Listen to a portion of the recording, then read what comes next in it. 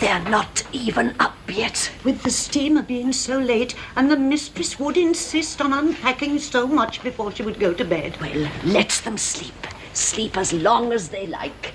But when they do get up, they'll certainly need a breath of fresh air. So, now you have a new mistress, Berta.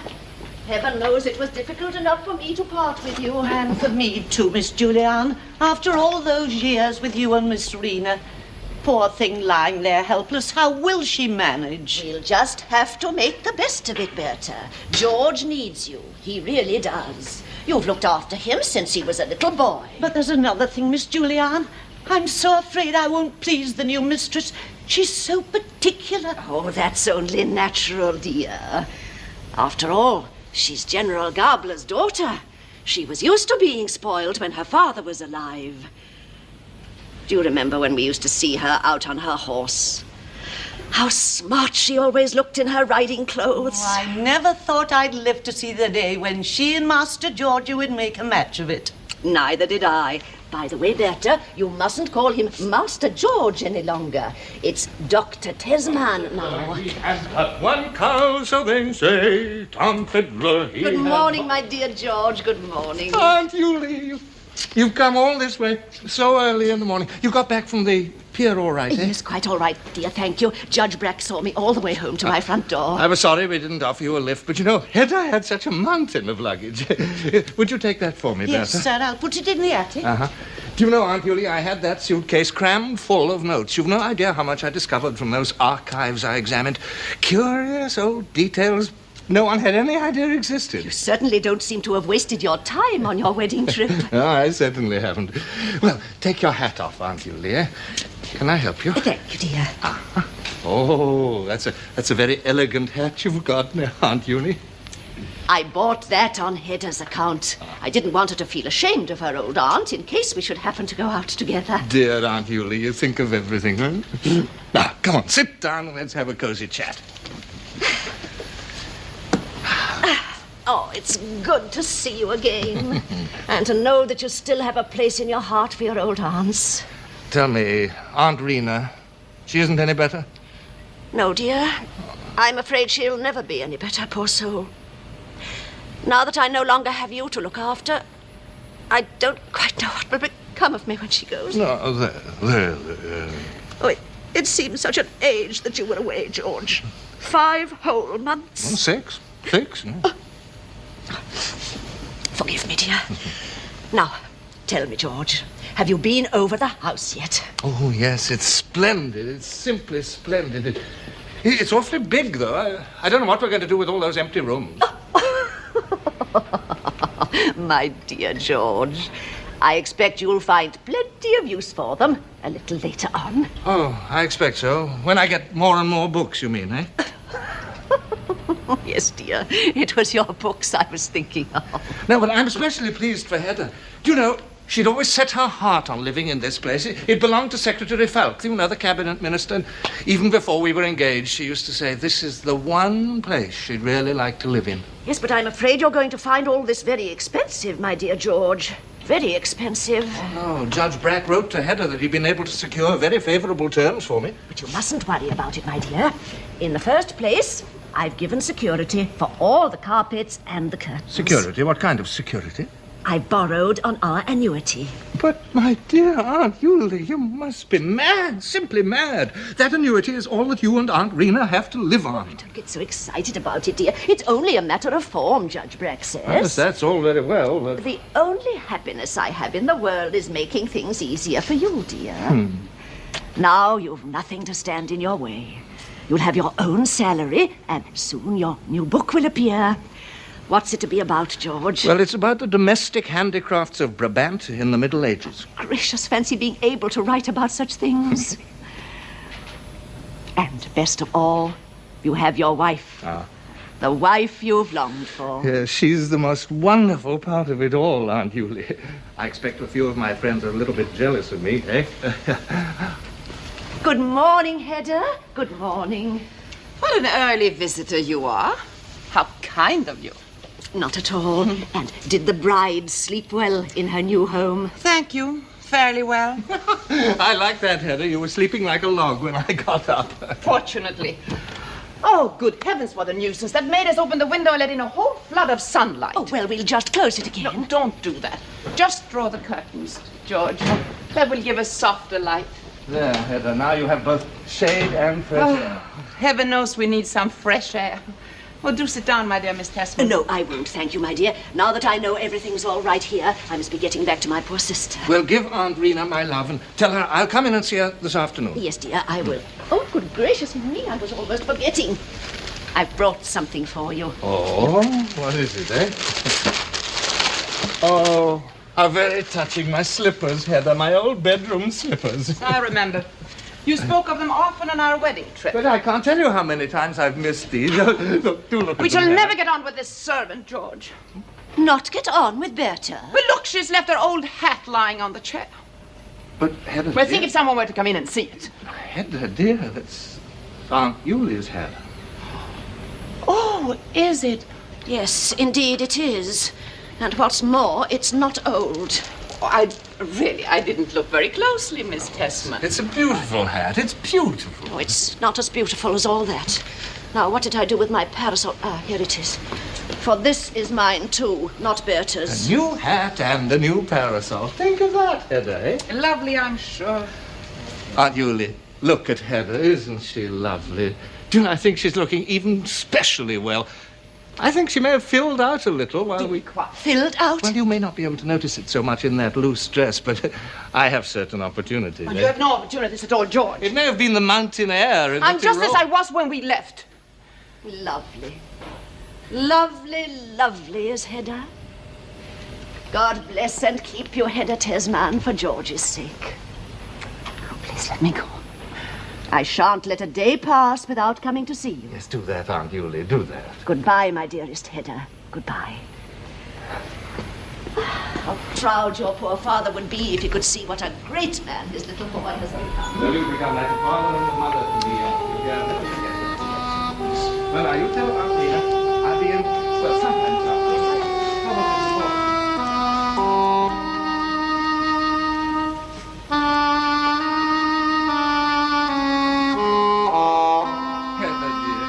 If you could manage just to be a little more affectionate with her, for my sake, eh? I shall try to call her aunt. But that's really all I can do. What are you looking at, Hedda? I'm just looking at the leaves. They are so yellow and withered. Well, we're well into September now. September. Yes, September already. Is there something the matter, Hedda, dear? Excuse me, Mrs. Tesman. Mrs. Elvsted is here. She called earlier this morning. She brought those flowers. Sheriff Elfsted's wife, the one who was Miss Reesing. Yes, ask her to come in.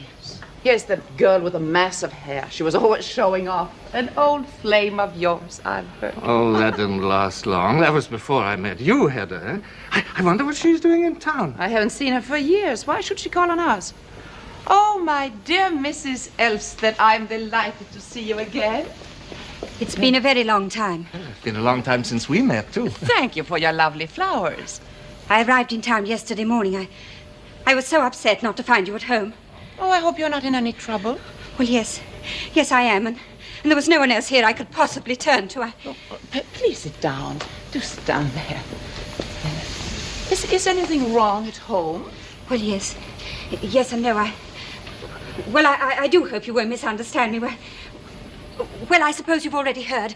Ejlert Løvborg is back in town, too. What? Ejlert Løvborg's come back. Oh, think of that, Hedda, eh? Yes, I heard. I'm so afraid he may get into trouble. But my dear Mrs. Elvsted, why should you be so worried about him? Oh, well, you see, he's the children's tutor. Oh, your children? Oh, no, my stepchildren, my husband's. I've none myself. But is Ejlert, well, dependable enough for such a position?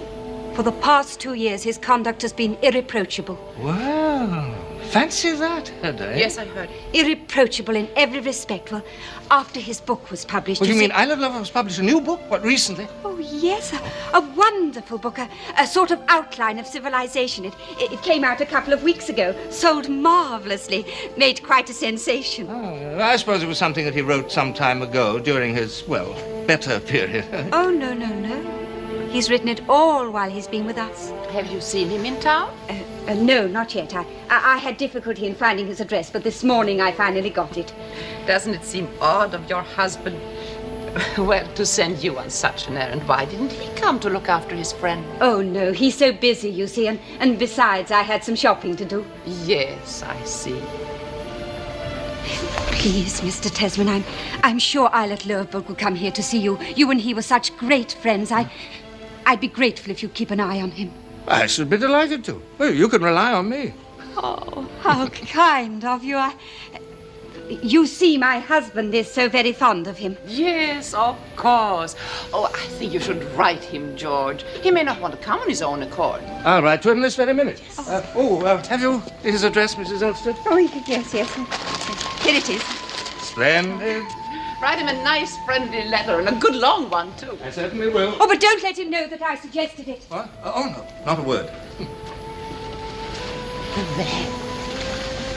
You see, we've killed 2 birds with 1 stone. But what do you mean? But couldn't you see that I wanted to get rid of him so I could talk to you alone? But there's nothing to tell, Mrs. Tesman. Absolutely nothing. Of course there is. I can see that. There is a great deal more to tell. Now we'll have a nice, friendly talk. I want to know all about your life at home.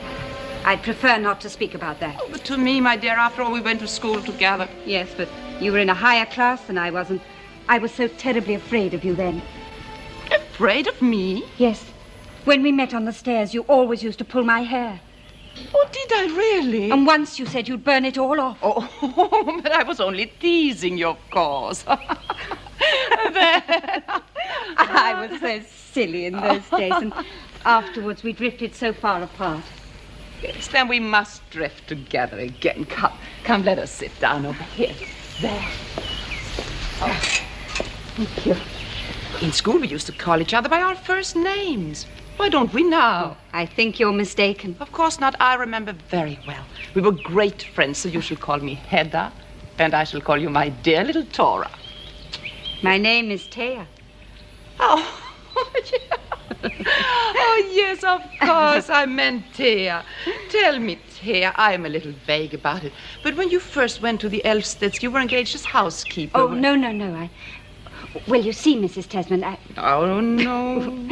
Well, you see, Hedda, I was supposed to go as governess, but Mrs. Elvsted, well, the first Mrs. Elvsted, that is, well, she was an invalid and rarely left her room, so I had to take charge of the house as well. And eventually you became mistress of the house. Yes, I married him. Yes. How long ago was that? 5 years ago. Oh, yes, that's right. And Ejlert Løvborg has lived near you about 3 years, hasn't he? Ejlert Løvborg? Why, yes, he has. I suppose you saw a good deal of him. Oh, yes, he came to the house every day to give the children lessons, you see. And your husband is away a great deal, I suppose? Oh, yes, as sheriff, he often has to travel about his district. But, my dear, isn't he far too old for you, really? There must be at least 20 years between you. Yes, that's what makes it so difficult, and we haven't a thought in common. Nothing, in fact. Is he kind to you? I think he finds me useful. I don't think he cares for anyone except himself, and perhaps the children. A little. And Ejlert Løvborg, yeah. Ejlert Løvborg. What makes you say that? Oh, but that's obvious. He sends you all this way just to look for him. At least that's what you told George. Yes, I suppose I did. My husband knew nothing about my coming here. Oh, your husband didn't know? He was away himself at the time. I couldn't stand it any longer, Hedda. I felt so alone, so deserted. Yes, well. I packed a few of my things. I didn't tell anyone. I simply left the house and took the next train to town. Well, how did you dare? What will your husband say when you go home again? Back to him? I shall never go back to him again. But what will people say about you, Thea? They can say whatever they like. I did what I had to do. If I'm to live at all, I must live near Ejlert Løvborg.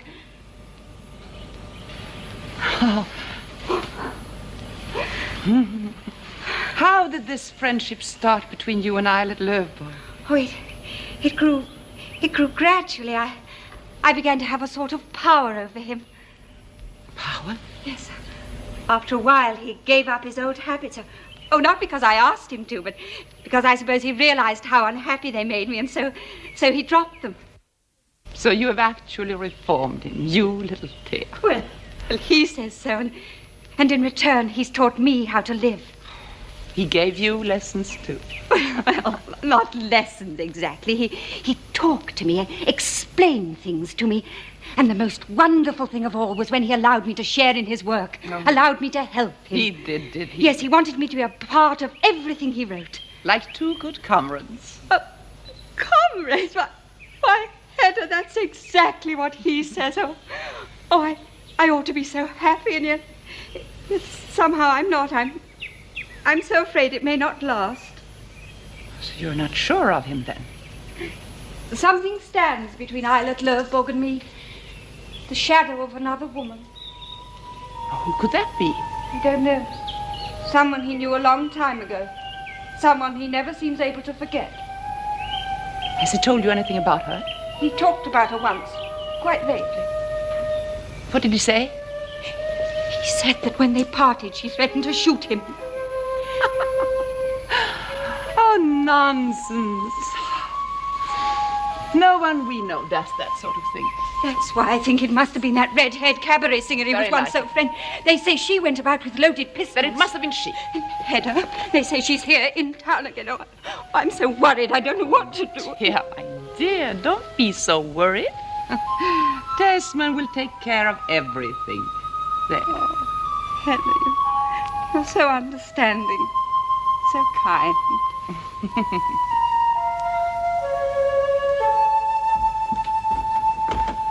Well, I hope your wife's pleased with everything.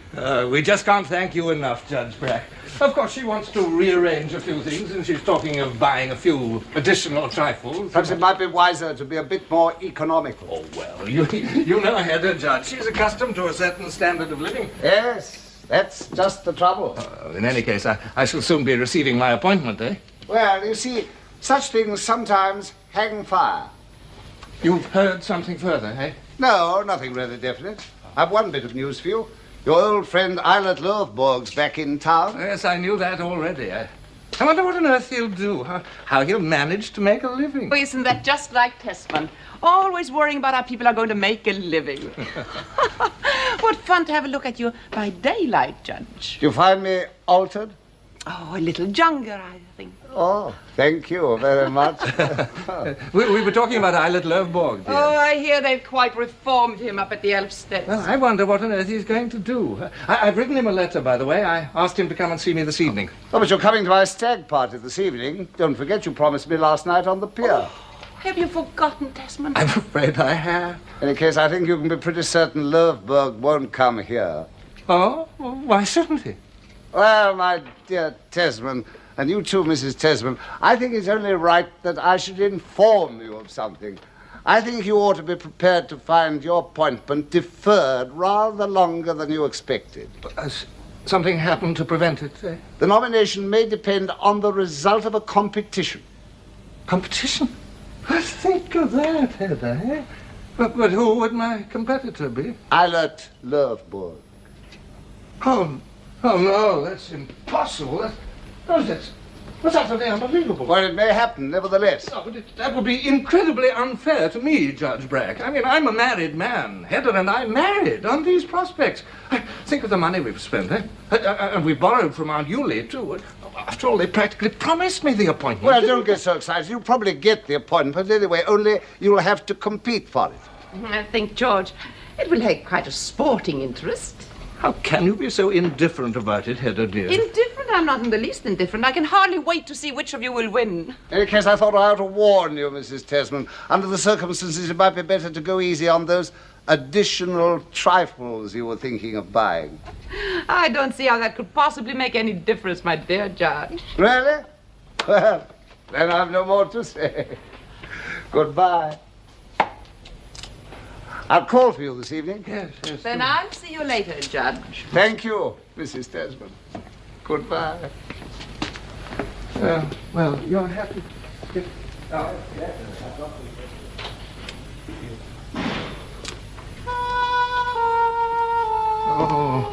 Hedda. Hedda, we should never rush into adventures, should we? Do you do that, George? Well, what else can you call it? To get married, settle down on mere expectations. Yes, you may be right. Well, at any rate, we have our beautiful home, eh? The home we always dreamed of. I counted on doing a lot of entertaining. That was part of our agreement, I thought. Yes. We were to keep open house. I was looking forward to it too, Hedda dear, to see you, a brilliant hostess surrounded with distinguished guests. But no, we'll just have to make do for the time being, dear. After all, we can be happy in each other, and we can ask Aunt Julian every now and then. But I did want it to be so different, Hedda. Oh, so very different. I suppose this means I have to do without a butler. Oh, I'm afraid a butler's quite out of the question. Yes, and you promised me a riding horse. Do you remember? That's out of the question too, I suppose. I'm afraid so, Hedda dear. Money, always money. And this genteel poverty that makes life so hideous, so utterly ludicrous. At least I have one thing to amuse myself with. Thank heavens for that. What is it, Hedda? My pistols, George. General Gabler's pistols. Oh, no, please, Hedda, don't play with those dangerous things. Please, for my sake, Hedda.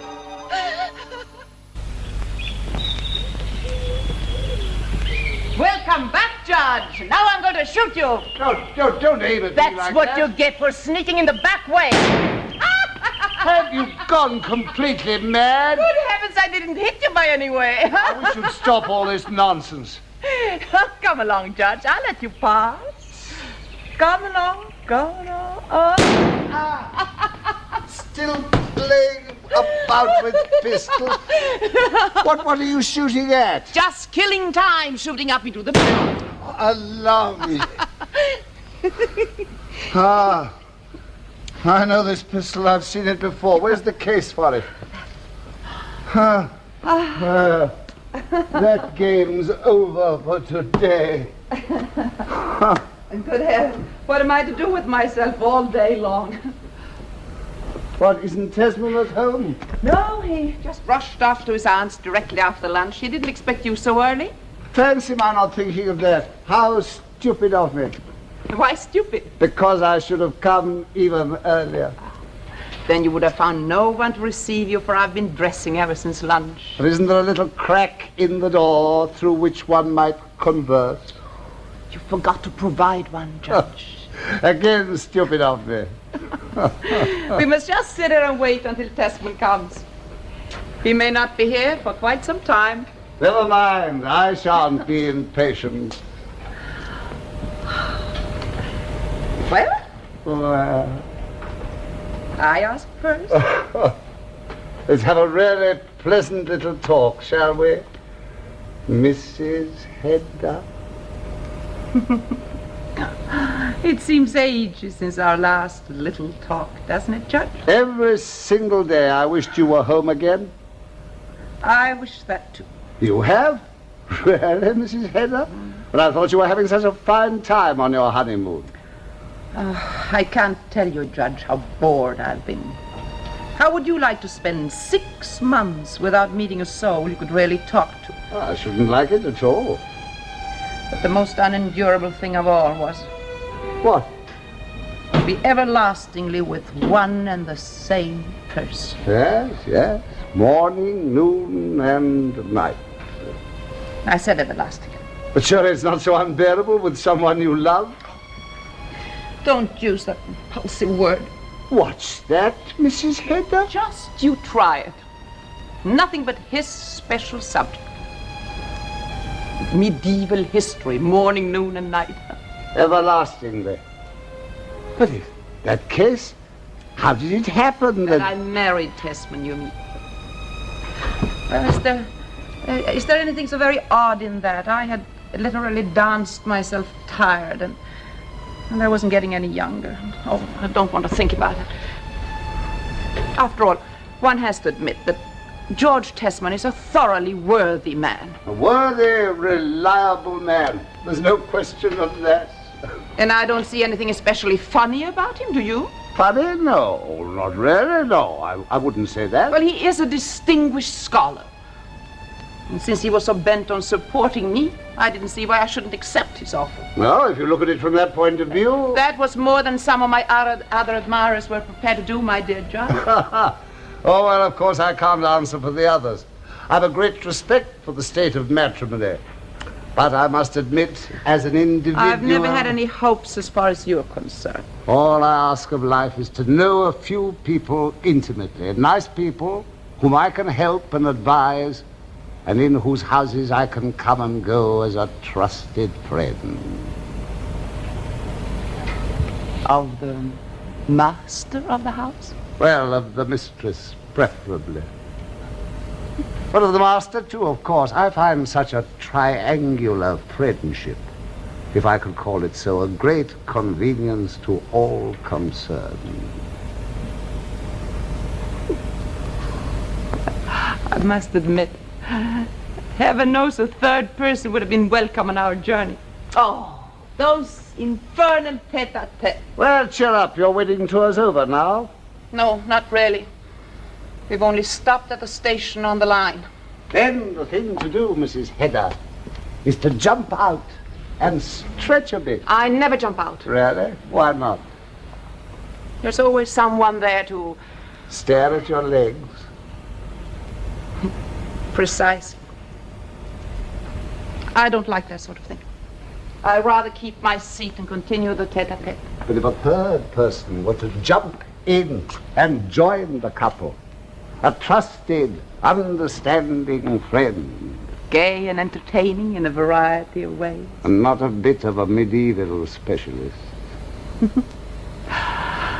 Oh, that certainly would be a great relief. Hedda! Yes, George. The triangle is completed. And on goes the tray. I'm positively sweating, dear. Oh, you're here already, Judge. Oh, George, what are all those books? Oh, they're just some new books that touch on my special subject. I simply had to have them. Yes, your special subject. On his special subject, Mrs. Tesman. Well, one must keep up with the latest publications. Yes, I suppose one does. Oh, look, I've got Ejlert Løvborg's new book. Would you care to see it, dear? Perhaps later. Well, I'd been glancing at it on my way home. What do you think of it? As a specialist, I mean. Well, do you know, he handles this vast subject with the greatest restraint. It's quite remarkable. I've never known him write like that before. Well, I'll just take all these into the library. I just want to cut a few pages. And well, then I suppose I'd better change for dinner, eh? There's no hurry. Well, it's Hedda. Aunt Julie is afraid she can't come in this evening. Oh, is she still annoyed about the hat? No, that's not that. Wouldn't be a bit like her, but Aunt Reena is very ill. She always is. Yes, but tonight she's even worse, and Aunt Julie feels that she ought to stay with her. I shall try and bear it. Oh, those eternal aunts. Did you say something, dear? Nothing. What was that about a hat?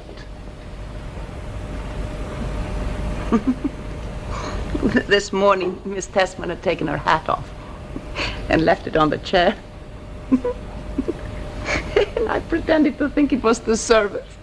Why, Mrs. Hedda, how could you do such a thing to that nice old lady?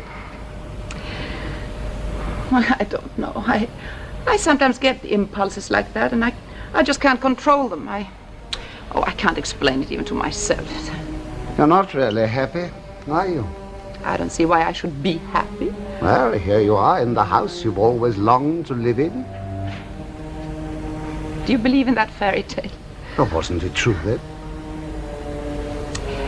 Last summer, I made use of Tesman to see me home from parties, and one evening we happened to pass by this house. Tesman, poor thing, was turning and twisting. Oh, he couldn't think of a thing to say. Oh, I really felt sorry for the poor, wretched scholar. Sorry? You?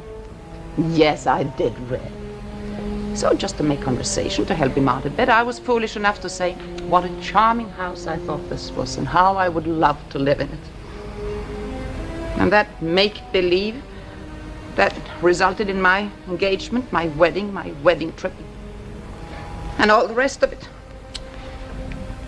Well, as they say, the way you make your bed, that's the way you lie in it. Well, since we've made it so attractive and comfortable for To you... me, it smells of lavender and dried rose leaves.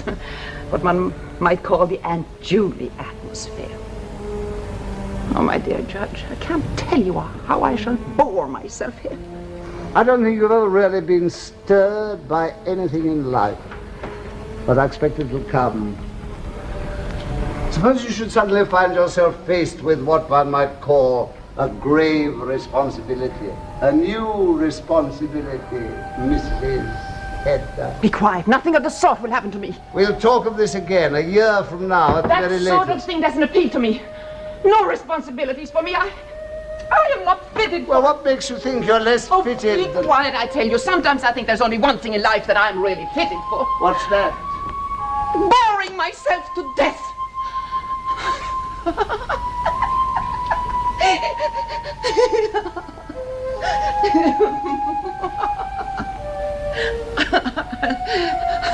Now you know.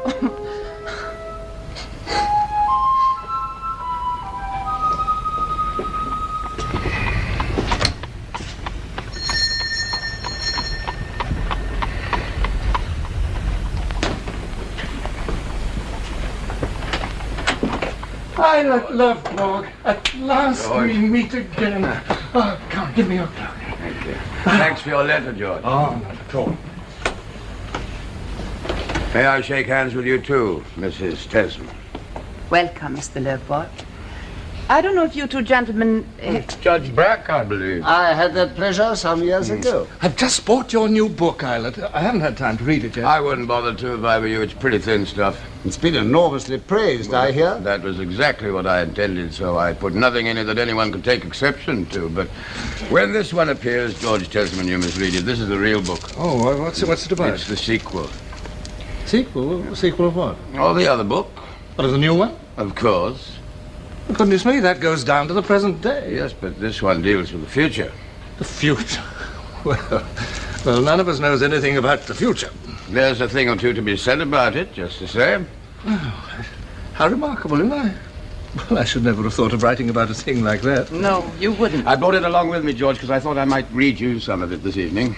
Oh, that's awfully kind of you, Ejlert, but I'm afraid this evening... Well, as a matter of fact, Mr. Løvborg, I'm giving a little party this evening to celebrate Tesman's return. Oh, well, in that case, I'm sorry. Thank you very much. But I'd be delighted if you'd join No, us. I mustn't keep you, thank you. No, but you can bring your manuscript and read it to Tesman in my house. I'll give you a room all to yourself. Oh, think of that, Ejlert. George, dear, if Mr. Lovborg says he doesn't want to, I'm sure Mr. Lovborg would much prefer to stay here and have supper with me.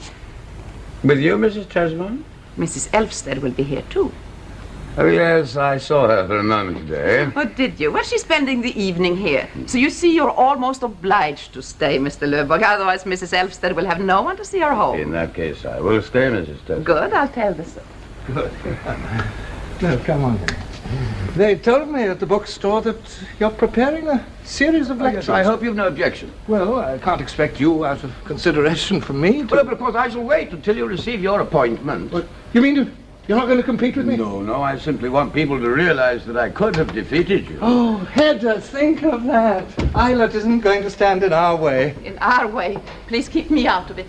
And now, gentlemen, how would you like a glass of cold arrack punch before you go? That's not a bad idea. Oh, it's a capital idea, especially now that a heavy weight has been taken off my mind. Won't you join them, Mr. Lovborg? No, thank you, nothing for me. But surely cold punch isn't poison? Perhaps not for everyone. Well, then you go in and I will sit here and keep Mr. Lovborg company. Yes, do that, Hedda, dear, do that.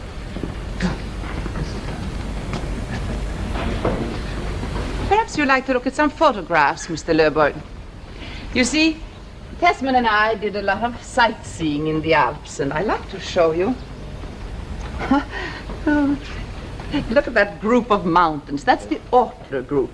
Oh, yes, Tesman has written here underneath. The Ejlert group near Meran. Hedda Gabler. Hedda Gabler. That was my name in the old days, when you and I knew each other. Then I must never say Hedda Gabler again. No. Hedda Gabler married to George Tesman. How could you throw yourself away like that? I won't have you say such things. Hedda, dear. Now, look at this. This is a view from the Ampezzo Valley. Look at those peaks. Oh, George, dear, what is the name of these curious peaks? Oh, those are the Dolomites. Oh, the Dolomites, Mr. Lovborg. Hedda, dear, you sure you wouldn't like me to bring you a glass of punch, eh? I think I'll have some. And a few biscuits, hmm? Yes. A cigarette? No. How could you do it, Hedda? Answer me. If you go on calling me Hedda, I won't talk to you. Not even if we're alone? You may think it, but you mustn't say it. Because you love George Tesman. How funny you are. It's not love, then. Hedda.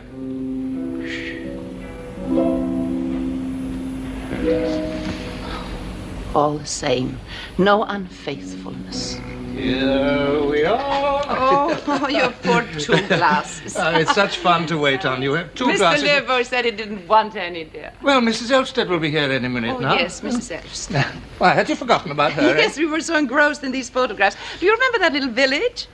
Oh, well, that's the one at the foot of the Brenner Pass. Yes, don't you remember we stayed the night there? Yes, and ran into that gay company of tourists. Yes. Pity you weren't there with us, Ejlert, eh?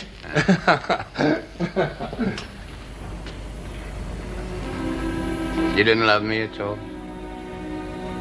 No, not at all. I wonder.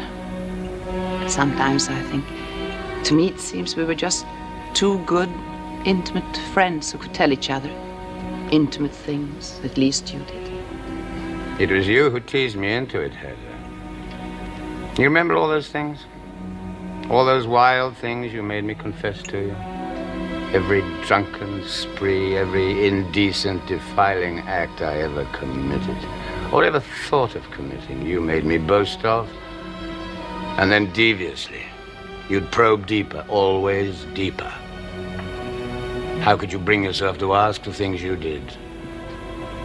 But in a devious way, if you please. Shamelessly. How could you bring yourself to answer them, Mr. I Løvborg? thought they were asked out of love. I thought you were trying to purge me, to help me.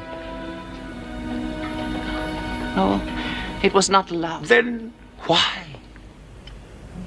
Is it not understandable that a young girl might be tempted to investigate a world she's supposed to know nothing about? A man's world, especially if she can do it in secret and with no risk. You were my guide, my teacher, burning and unashamed, like a young god with vine leaves in your hair. It was beautiful. And then why did it end? You were to blame for that. You broke with me. You wanted to spoil our intimacy. You wanted to drag it down to reality. You talk of my boldness, my shamelessness. Why did you try to abuse them? So you threatened to shoot me.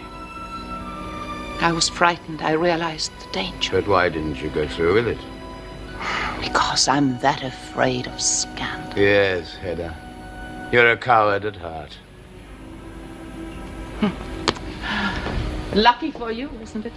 You got ample consolation up at the Elvsteds. I know that Thea has confided in you. Had you told Thea about us? Well, not a word, no. She's too stupid to understand.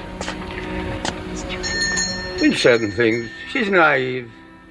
And I, a coward. Now I'll confess something to you. Well, My not daring to shoot you yes. was not my greatest cowardice that night. Oh, Hedda Gabler, you and I, that was your craving for life, not just unhealthy curiosity. You needed to be fulfilled. You wanted someone that was love. Shh, be careful, I didn't say that. Mrs. Elvsted. Oh, Thea, dearest, I thought you'd never come. Shouldn't I go and say good evening to your husband? No, you needn't bother about them. They'll soon be off. Are they going out? Yes, to a wild party to have a jolly time. You're not going, are you? No, Mr. Lovborg will stay here with us. Oh, how nice it is to be here. Thea, no, Thea, now you be a good girl and sit over there next to me, and I will sit between you. Just as you like. Is she lovely to look at? Only to look at? And then we have such absolute faith in each other. We can speak with perfect frankness. But not in a devious way, Mr. Lovborg. You know, He actually says I've inspired him in his work. Does he really? And then she has such courage, Mrs. Tesman. Oh, good heavens, courage. If one only had that. Then Life might perhaps be endurable after all. Oh, Thea, my dear, you must have a glass of cold punch. Oh, no, thank you. I never take anything like that. And how about you, Mr. Lovborg? No, he doesn't either. But if I want you to? Makes no difference. Oh, poor me. Have I no power over you at all, then? Not in that respect. But seriously, I think you ought to take it for your own sake. Why, Hedda? Well, people might begin to suspect that you're not quite sure, not quite confident in yourself. Don't, Hedda. People may suspect whatever they like. Yes, let them. You should have seen Judge Brack's contemptuous smile when you didn't dare to join them in there. Didn't dare? That's what Judge Brack thought. Didn't dare? I simply prefer to stay here with you. You are not going, then? No, I'm going to stay here and talk with you and Thea. Yes, Hedda, of course he is. There, you see? Firm as a rock, faithful to all good principles now and forever. That's how a man should be, especially a converted sinner.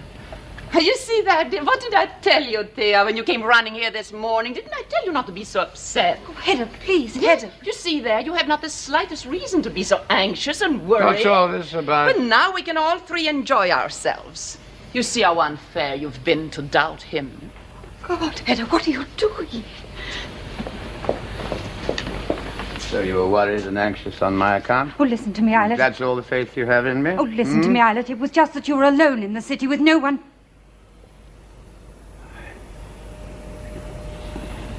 Your health, Thea. Oh, Hedda, how could you do this? I do it.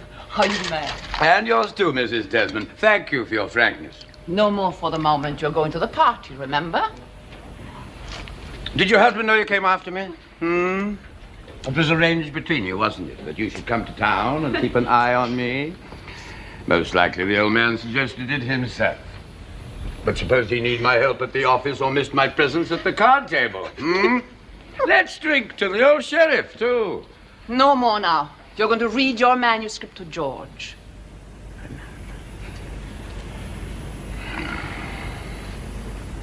I'm behaving like a fool, Thea. I'm sorry. It's all right now. All right. I'll prove it to you. I'll prove it to everyone that I'm all right again. I'm back on my feet. Well, it's time to go, Mrs. Tesman. Mrs. Elvsted. I suppose it is. Since you were kind enough to invite me, Judge Brack, I have decided to join you. I'm look, delighted. No. I'll call for you, Thea, around 10 o'clock. Is that all right, Mrs. That'll Tesman? be splendid. I'll wait for you here, Mr. Lovborg. Well, gentlemen, shall we start? I hope you're going to have a jolly good time, as a certain lovely lady puts it. If only the lovely lady could be there, unseen, Why unseen? so as to share a little in your unbridled fun. I shouldn't advise the lovely lady to try. You're a nice one, Hedda. Think of that. Goodbye, ladies. 10 then. Oh, Yes, Mr. Lovborg. you won't expect me back so early, dear. Oh, you can stay as long as you wish, George.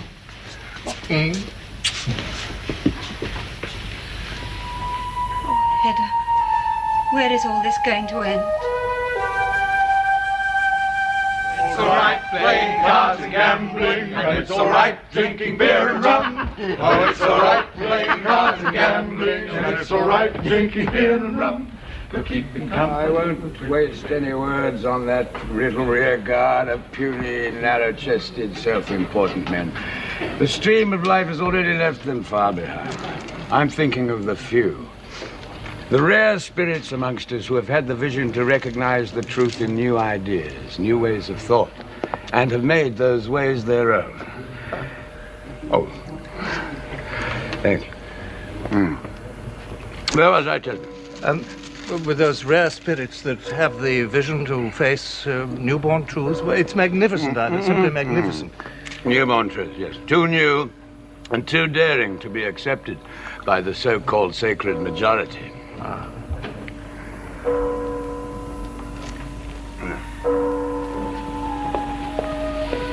Soon he'll be here with vine leaves in his hair, flushed and fearless.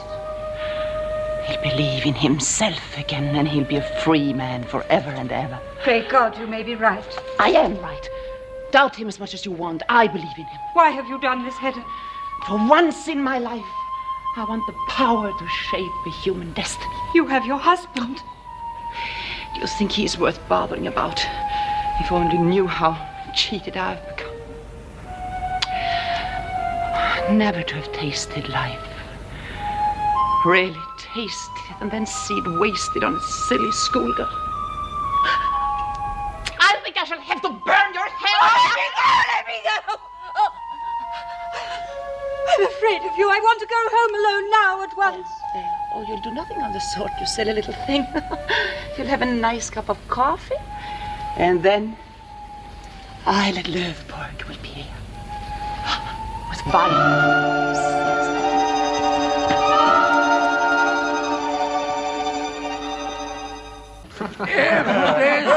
No, wait, I haven't finished. Question. If this book is the great work that my friend Tesman says it is, and I say it is, how could I have written it? Question. How can you stand up? Sir, because I was inspired. Inspired by the most beautiful, delicate understanding. Beautiful, delicate creature in the universe. It was she alone. And don't ask me her name. What was her name? Even in the vaulted halls of this ancient college. Gracious Chancellor. Here, here, to the mysterious muse of Ejlert Løvborg. I really think we ought to get him home. You know, he's quite drunk. I'll go and get my... He's even here. I know what he needs. Breakfast. And I know just the place for it. Chez Mademoiselle Diane. C'est un déjeuner à la française. I'll come with you. I'm right here. I'm the third of the stair. Hurry up, Tesman. Hold on, wait for me.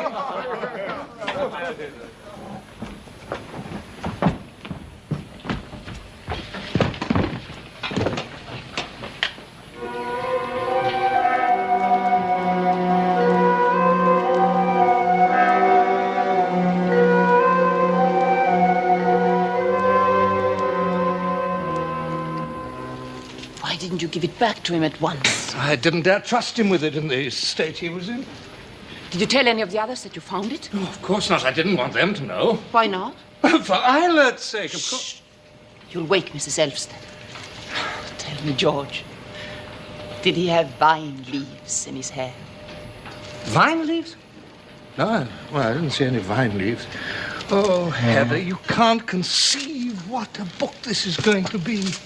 You know, I think it's going to be one of the most important books ever written. Think of that, Hedda, eh? And, you know, I must confess something. When he'd finished reading it, I had the most awful feeling, terrible feeling. Terrible feeling? Yes. I felt quite jealous of Ejlert for being able to write such a book. Think of that, eh? I am thinking. I'm absolutely frozen. No, it really is appalling that with all his great gifts, he should be so irresponsible. Just think what he'll feel like when he wakes up and he can't find his manuscript. There's no other copy. He told me so himself. Tell me, George, would it be quite impossible to write such a book again? Oh, I should think so. You see, there's the inspiration. Yes, the inspiration. I suppose it depends on that. Oh, by the way, here's a letter for you. It came by messenger from Aunt Julie a little while ago. Oh, really? Oh, Hedda. She says that Aunt Reena is dying. I really have to hurry if I'm going to see her again. Hedda, dear, if only you could bring yourself to come with me. Eh? I'll have nothing to do with sickness and death. I loathe anything ugly. Oh, very well, then. My hat and my overcoat. Oh, the manuscript. I'll take care of it until you come back. Oh, pray heaven I won't be too late.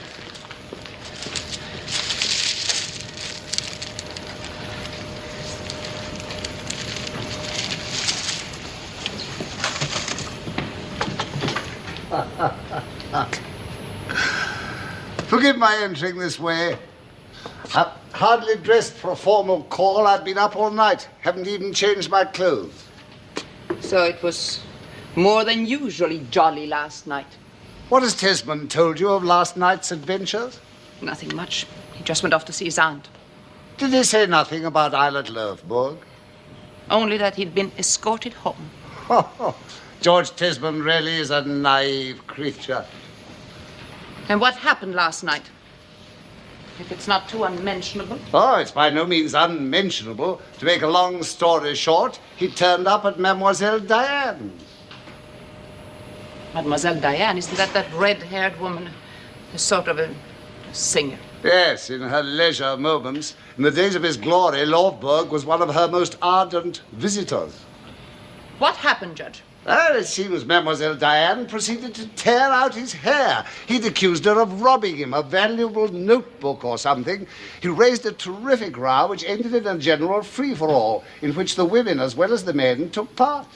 How do you know all this? From the police. They were called in to the fray. Then he had no vine leaves in his hair, after all. Vine leaves, Mrs. Hedda? Tell me, why are you so interested in spying on Lovborg? I felt it my duty as a friend of the family to give you and Tesman the full account of his nocturnal exploits. For what reason? From now on, every respectable house will be closed to Lovborg. You mean mine ought to be too? I admit, it would be painful for me if he should be welcome here. If this superfluous person should force his way into the... Triangle. Precisely. It would simply mean that I should find myself homeless. I see. You want to be cock of the walk, Judge. That is your aim. And I'll fight with every weapon at my command. I wonder if you're not a rather dangerous person. Do you think so, Mrs. Hedda? Yes, I'm beginning to think so, and I'm very glad you have no hold over me. Well, perhaps you're right, for if I had, who knows what I might think of. Oh, come on now, come, Judge. It almost sounds like a threat. Oh, by no means. For the triangle should be based on mutual understanding, if possible. There I entirely agree with you. Well, having said what I have to say, goodbye, Mrs. Hedda.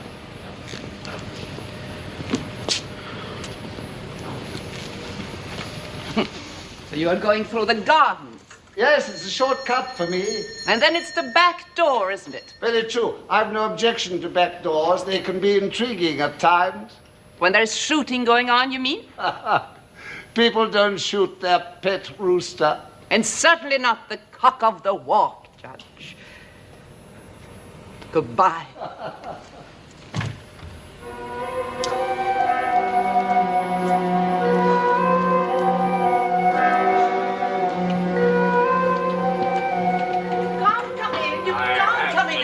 Right away. It's rather late to call for Thea, Mr. Løvborg. Rather early to call on you, forgive me. How do you know that she's still here? They told me she hadn't been back to her lodgings. Oh, Ejlert, at last. Yes, and too late. What's too late? Everything's too late. It's all up with me. Oh, you mustn't say that. You'll say the same when you're here. But I don't want to hear Perhaps anything. you'd rather talk to her alone. No, please, stay. But I don't want to hear anything, I tell you. I have no intention of discussing what went on last night. It's just that I want you to know that we must not see each other again. But why? I no longer have any need for you, Thea. How can you say that? I shall never work again. Then what have I to live for? Oh, look, Thea, you've got to try and live as if you'd never known me. But you know I can't You have to try, Thea. You don't mean it. Go home, Thea. Forget me. I won't let you drive me away. I want to be with you when the book is published. The book will not be published. Lovborg, what have you done with the manuscript? Where is it? I've torn it into 1,000 pieces. Oh, no. But that's not... Not true, you think? Of course it must be if you say so. I've torn my life to pieces. Why shouldn't I tear up my work as well?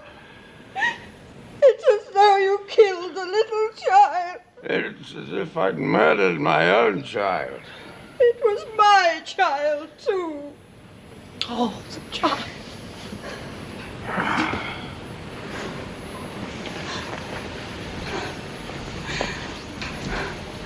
I'll go now, Hedda. What are you going to do? I don't know.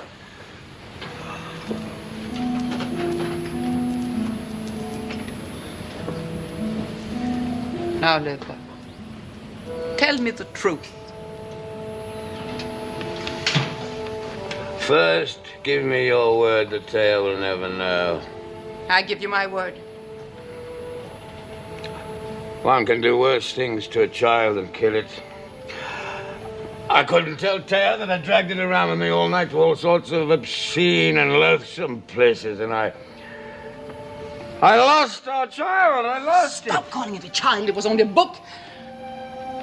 Thea's soul was in that book. Yes. Yes, so I understand. What are you going to do with your life now? Nothing. It's over. Will you make an end of it? The sooner the better. If you do, let it be beautiful. Beautiful. Shall I put vine leaves in my hair, as you wanted me to in the old days? I don't believe in vine leaves anymore, but for once, let it be beautiful. Wait a minute, I'll give you something of mine to take with you. As a token.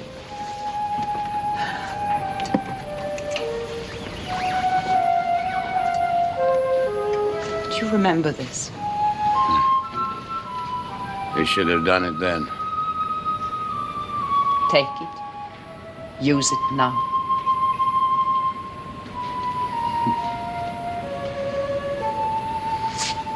Thanks.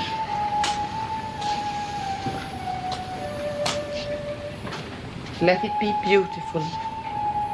Ejlert Løvborg. Promise me that. Goodbye, Hedda Gabler.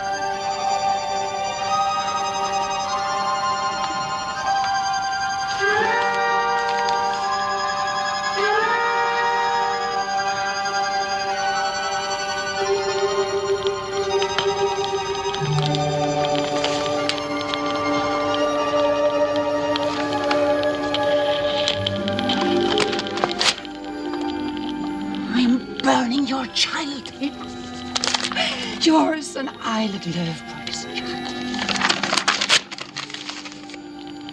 You with your curly hair. I'm burning it. I'm burning your child. I'm burning it. I'm burning it.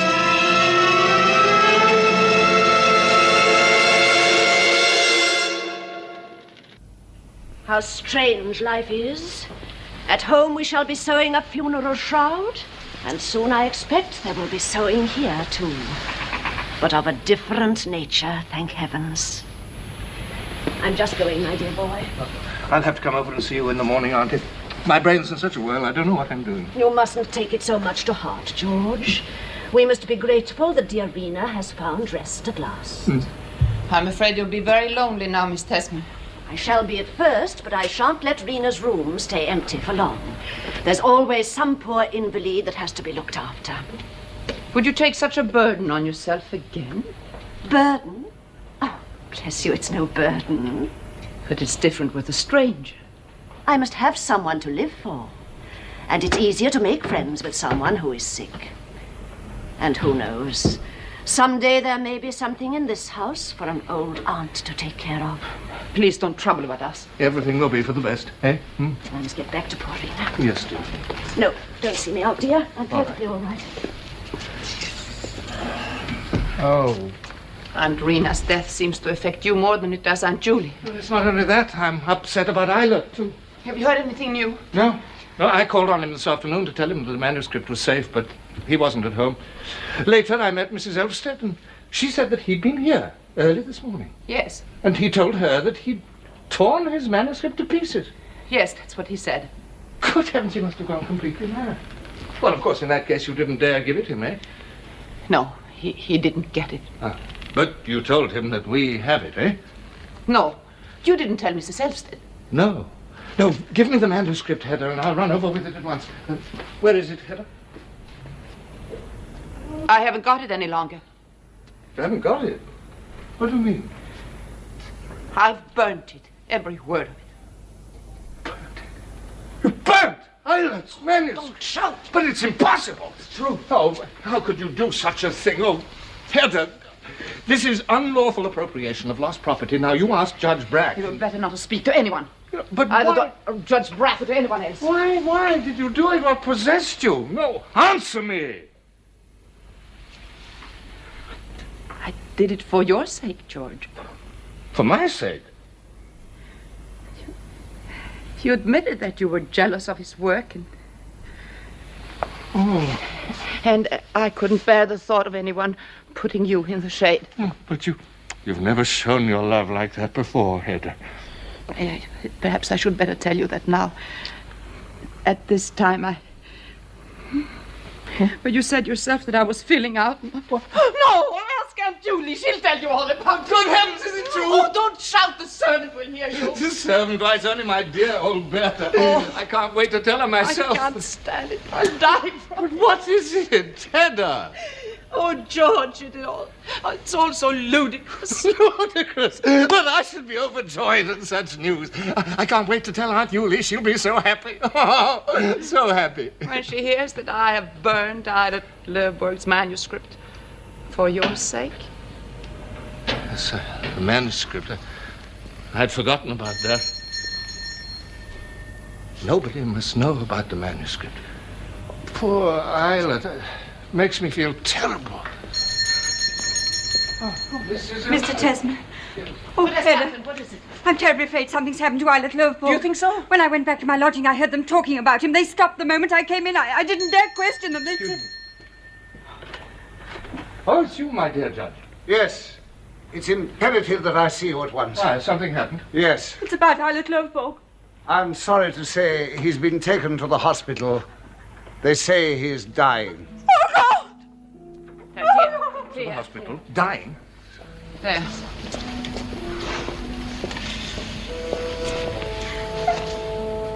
Mrs. Elvsted. Thea. So soon, then. I parted from him in anger, Hedda. I must go to him. I must see him. I'm afraid it's useless. No one is allowed to see him. Why? What is it? He didn't try to kill himself, did he? I'm sure he did. Hedda, how can you? Unfortunately, you've guessed quite correctly, Mrs. Tesman. Oh, how horrible. Killed himself? Think Shot of that. himself. You're right again, Mrs. Tesman. When did it happen?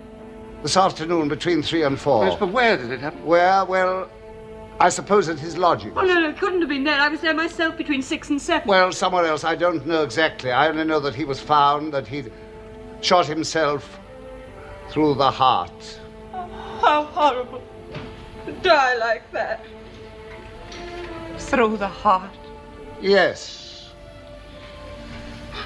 Through the heart. Most likely it is already over. Over. All over. At last, something courageous. Heavens, Hedda, how can you say such a thing? I say there's great beauty in this. Ejlert Løvborg had the courage to do the one right thing. No, you mustn't believe that. He did it in delirium. No, in despair.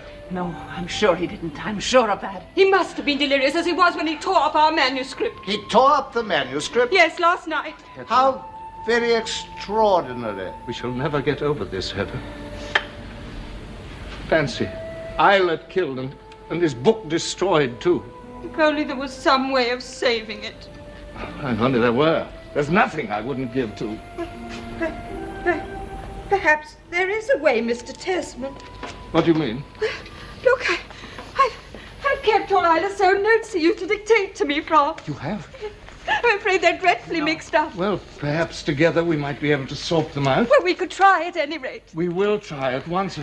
I owe it to Ejlert. My own work will simply have to wait. I'm going to devote my life to this. You, George, your life. Yes, now we're going to start sorting out the notes at once. Come on, where shall we sit, Mrs.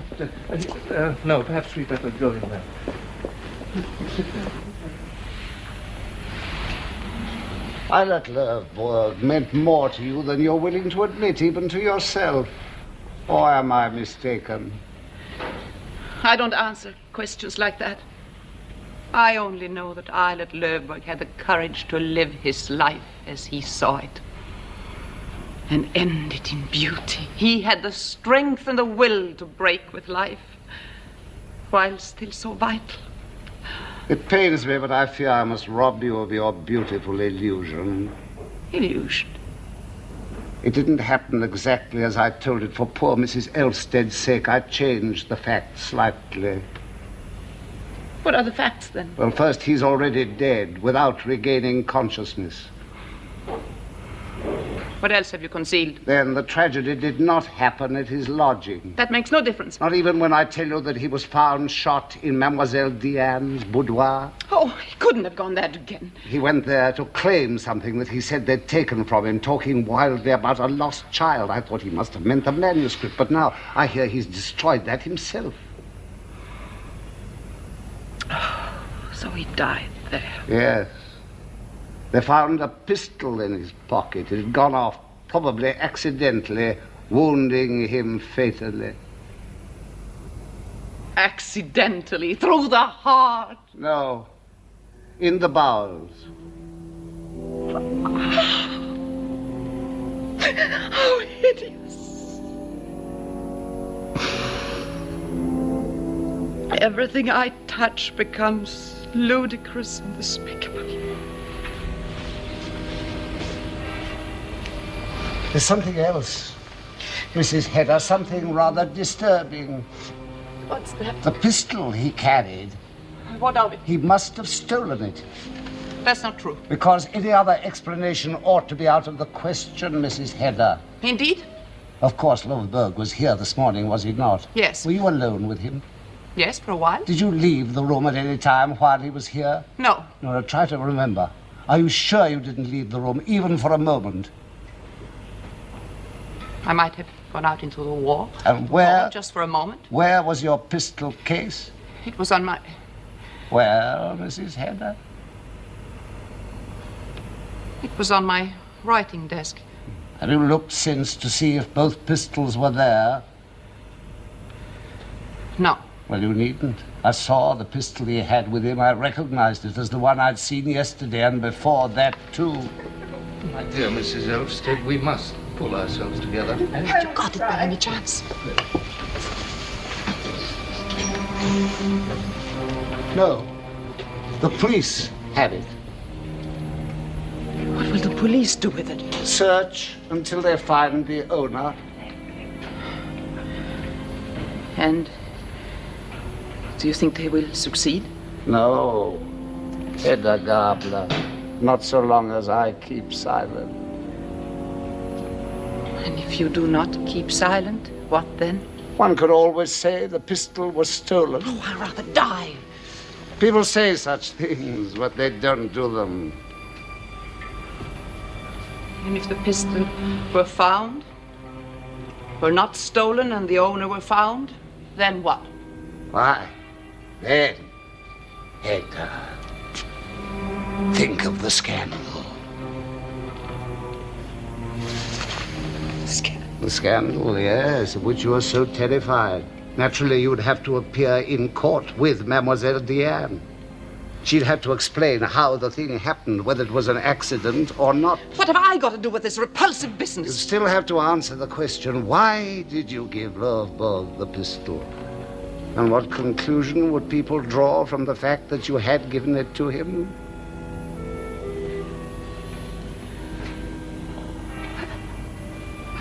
I never thought of that. Well, fortunately, there's no danger so long as I keep silent.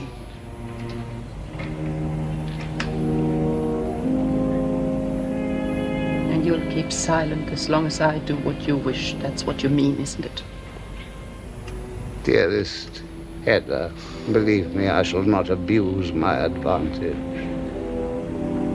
But I shall be in your hands all the same.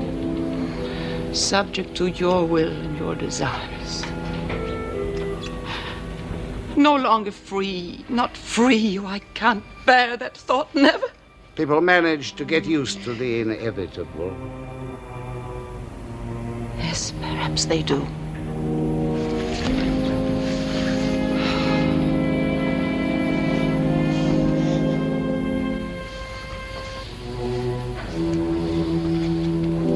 Dear, how are you getting along with Ejlert Løvborg's memorial? I'm afraid it's all very difficult. You think you'll manage, George, eh? Oh, yes, we'll manage. After all, sorting out and arranging other people's papers. Something I'm particularly good at.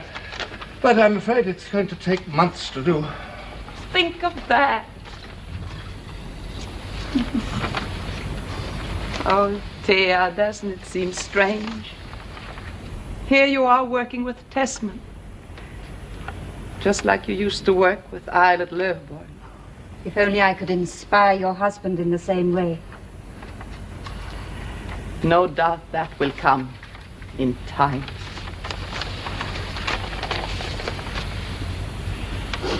Is there nothing at all that I can do for the two of you? No, thank you, dear. No, not a thing. I think you'll have to keep company for Hedda for the rest of the evening, my dear Judge. With the greatest of pleasure. Thanks, but I'm a little tired this evening, and if you don't mind, I'll lie down for a while.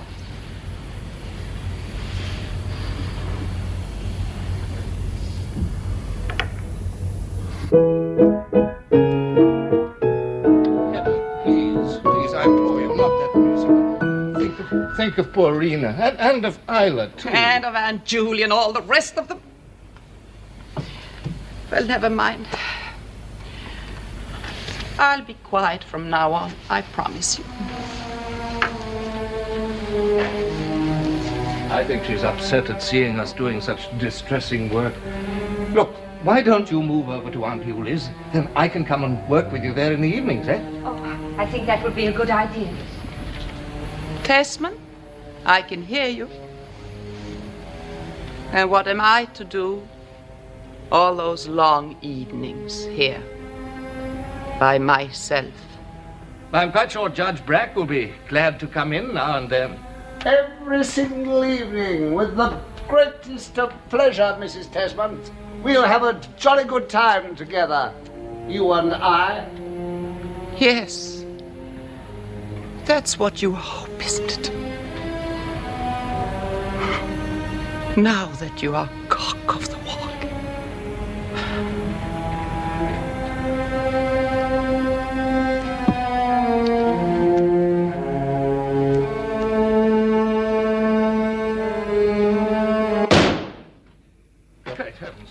Playing with those pistols again.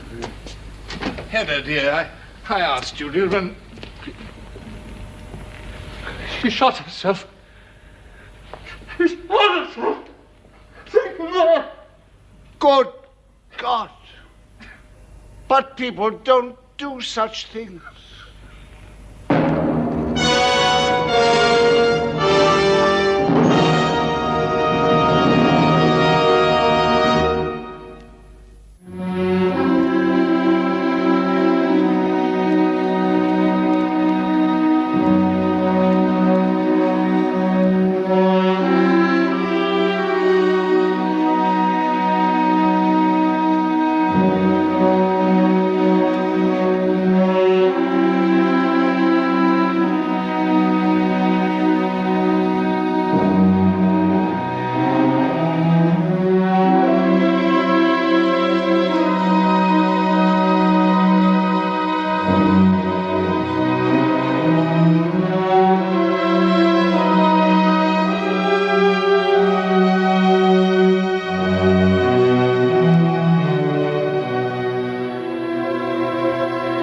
Makeup by Tommy Manderson.